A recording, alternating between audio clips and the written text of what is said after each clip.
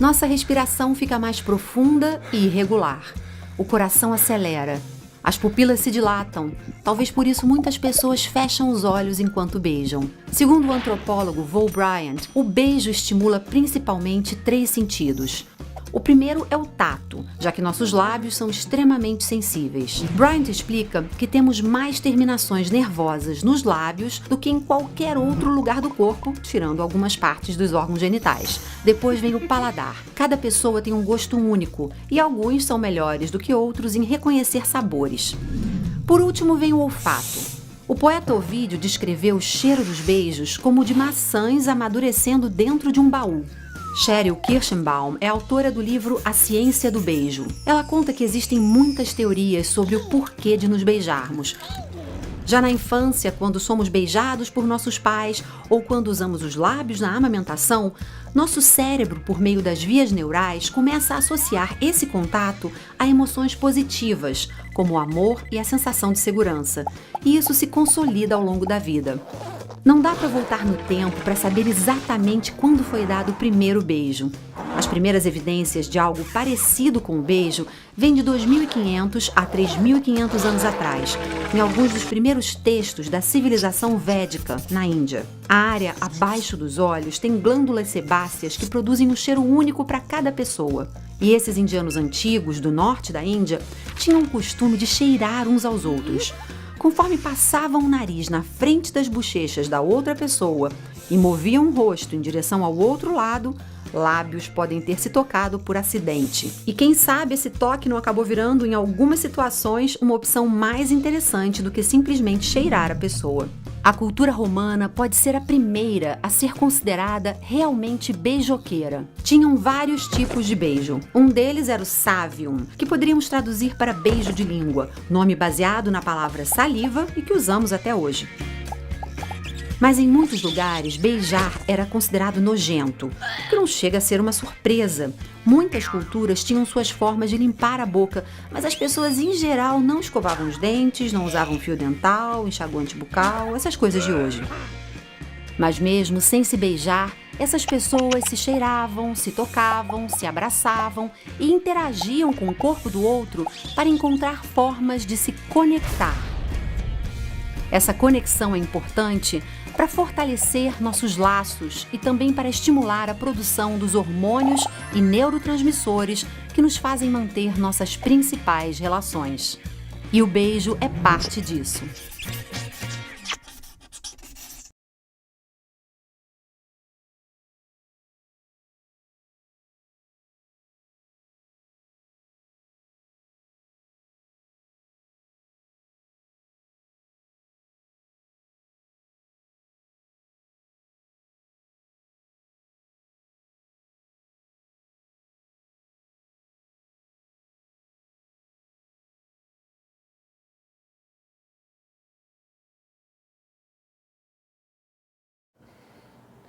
Hello, everybody!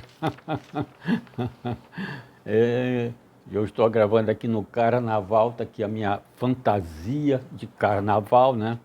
Olha só, de bombeiro, né? Olha só, fantasia de bombeiro.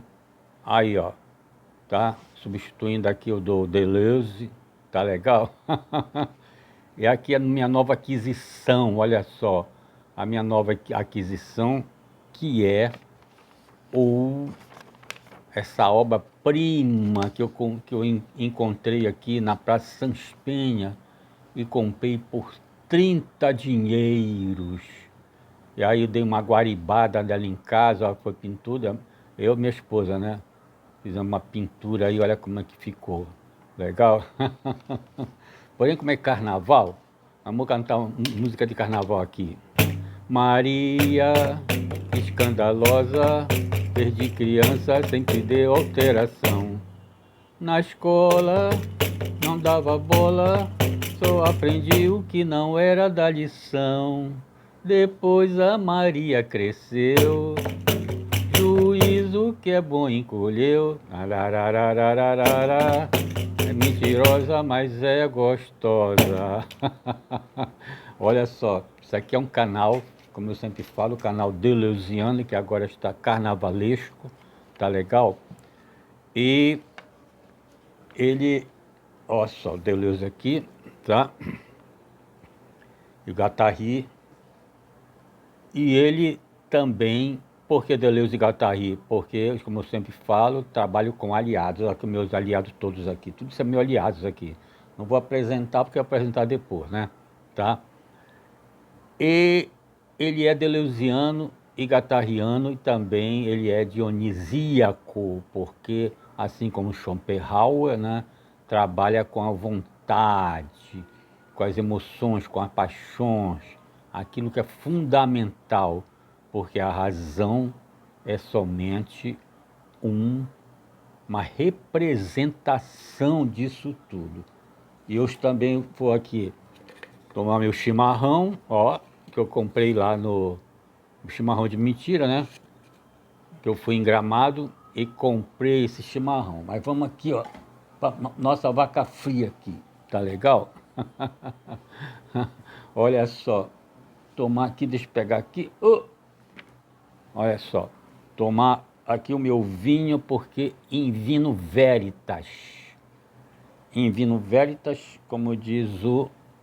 Ó, tô deixar aqui no chão, senão vai dar uma maior cagada aqui no lençol que minha esposa colocou. Ó, papão da Curuzu, tá?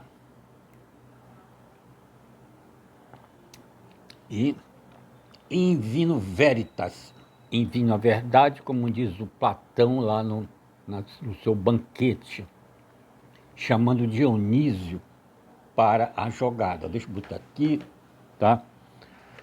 Mas olha só, esse nosso... Deixa eu voltar pro meu chapeuzinho de Deleuze aqui, tá? Que eu já fiz a minha presepada, tá legal? Ó, tá? Mas deixa eu me apresentar, eu sou Manuel Vasconcelos Gomes, eu sou psicólogo, filósofo, advogado e sexólogo. Estou fazendo uma formação também em esquizoanálise, que é a terapia que utiliza Deleuze e Guattari, tá legal? Daqui a pouco eu estou preparado. Mas olha só, o que nós vamos falar agora aqui? Nós vamos falar desses dois livros aqui, ó, tá? A inteligência... Não, primeiro isso aqui, ó, surgiu primeiro, em 1983. Inteligência Múltipla, do Howard Gardner, tá? Viu? Vamos falar dele aqui. E vamos falar aqui também da inteligência emocional do Daniel Goleman, tá? Que surgiu mais tarde, em 1965. Deixa eu pegar aqui o meu papelucho, que eu não sou de ferro, tá legal?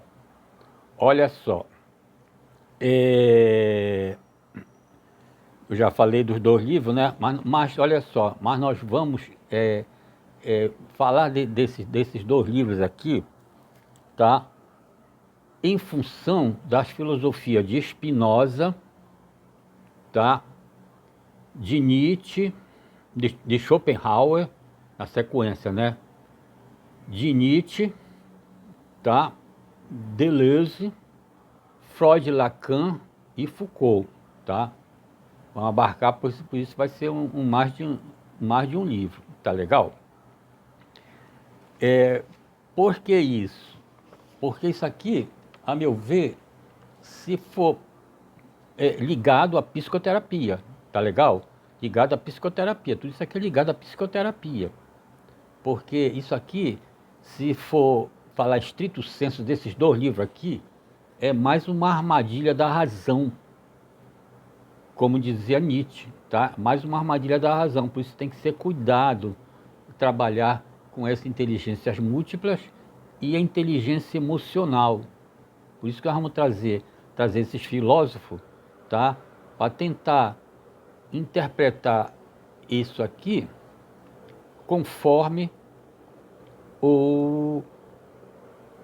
a filosofia desses filósofos, tá?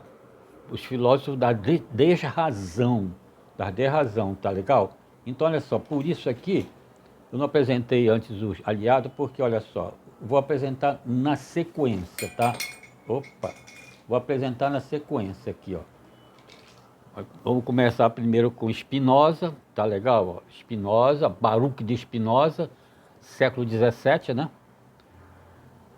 Esse livro aqui, O Mais Potente dos Afetos, Spinoza e Nietzsche, que foi organizado pelo meu professor da UFRJ, o André Martins, tá legal? Depois, a sequência depois é Nietzsche, olha só. É Nietzsche aqui, com seu Zaratustra, dos Prezadores do Corpo, tá? Depois nós temos o quê? Freud e Lacan, né? Eu gosto muito aqui do Marco Antônio Coutinho Jorge, tá legal? Esses dois livros são muito bons aqui, esse livro, essa coleção é muito boa. E o Schopenhauer, tá vendo? E o Schopenhauer com a sua vontade e representação, tá legal? Então, é isso aqui o nosso parangolé. Também, olha só, isso aqui está muito ligado à psicoterapia, tá? Não, senão, porque se você for na internet, você vai ver muita coisa desses filósofos, dessa inteligência emocional, sabe? Dessas coisas. Mas aqui nós vamos ver meus casos ligados à psicoterapia, casos, né, que eu presenciei, né, na psicoterapia, quando eu estava trabalhando assim, em duas instituições que eu não vou falar o nome não, tá? Vou falar só uma para não, que foi aqui no IFE, né, e o outro foi no IGT, já falei, né? Olha só, e também depois na minha clínica particular aqui, né? Um tipo de pessoas que apareceram uma vez, que aqui aqui na Maxwell, né? Tipo de pessoas que surgiu uma vez, pessoas que brigam com todo mundo, né? Então a pessoa veio se queixar lá comigo que, sabe, não tinha amigos, principalmente parentes, né? Porque essa pessoa brigava com todo mundo, sabe? Então, é por isso que vai ser ligado aqui na inteligência múltipla e emocional. Porque essa pessoa, apesar de ter um conhecimento, sabe, dessas coisas, através da internet, através da literatura, não trabalhava na psicoterapia as suas questões, né? Suas questões. Essa pessoa passou assim, teve problema de família, problema de relacionamento, e outros problemas que eu não vou falar mais aqui, porque senão vai identificar a pessoa lá, tá? Mas essa pessoa era brigada com todo mundo, brigada com os familiares todos, sabe? Então, essa pessoa, ela procurava coisa, que o trauma, ele tem a sua atuação, como dizia o Freud, né? Sabe? A coisa se fez ato, como diz o Freud, né? Quando nos relacionamentos aquela coisa vem, sabe? Aquela coisa vem e se atualiza. Então, apesar que a pessoa quer ser polidez, quer aquelas coisas todas ligadas à inteligência emocional construída, isso que eu vou falar aqui, ó, e a inteligência múltipla, né? Então a pessoa, sabe, a questão é muito forte dentro dela, né? Está no inconsciente, como diz o Freud e o Lacan. Então aquilo vai trazer outros problemas. A pessoa joga aquele lixo que tem dentro dela, né? Sabe? Lixo entre aspas, né? Que é aquilo que constrói a pessoa, né? E joga nas pessoas. Então vai criando outros problemas, né? Outros problemas de relacionamento. Tá? Então, isso e outras coisas mais que eu vou falando aqui durante os vídeos, tá? Pessoas que brigam com todo mundo, pessoas que... Por isso que esse negócio aí, as pessoas estão muito com pets, né? Com cachorro, com gato, porque é uma muleta isso, uma muleta para sustentar a existência. Tá legal? Não tem nada contra pet não, viu? Tá? Então é isso. Então nós vamos começar aqui pelo meu papelucho, tá? Tá escuro, né?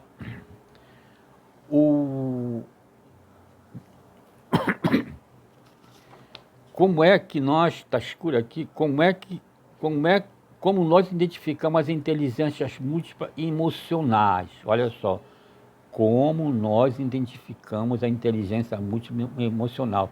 É aquela coisa que eu falo, sabe?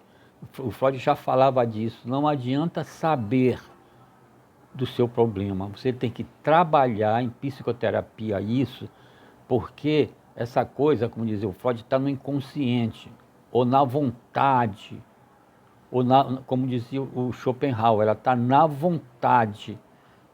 Então aquilo só no experienciação, sei lá, é que vai ser resolvido. Não adianta a pessoa saber, agora está cheio, né? Chat GPT, né? Ah, está cheio disso. A pessoa coloca suas questões lá, responde tudo, né? Tá? Inteligência artificial sabe tudo. Não adianta, como dizia o Freud, não adianta saber as suas questões.